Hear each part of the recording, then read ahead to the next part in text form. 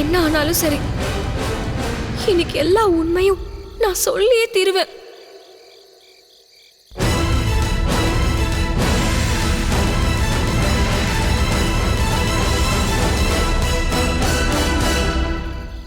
நான் உங்ககிட்ட கொஞ்சம் பேசணும்.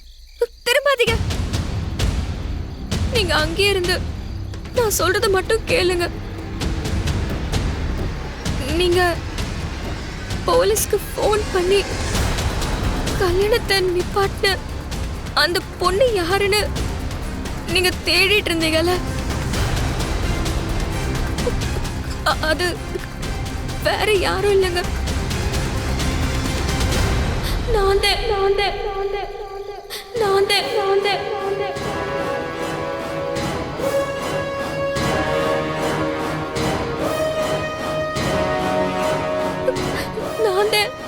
நம்ம கல்யாணத்தை நிப்பாட்டுறதுக்கு போலீஸ்க்கு ஃபோன் பண்ண.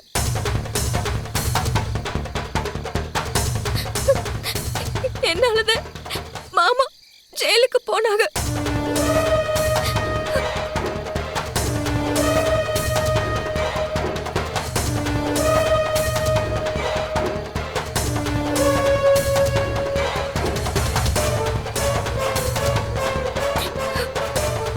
இந்த விஷயத்த உங்ககிட்ட சொல்ல முடியாம நான் ரொம்ப நாளா தவிச்சுக்கிட்டு இருந்தேன்.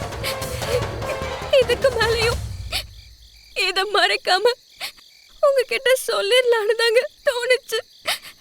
அத சொல்லிட்டேன்.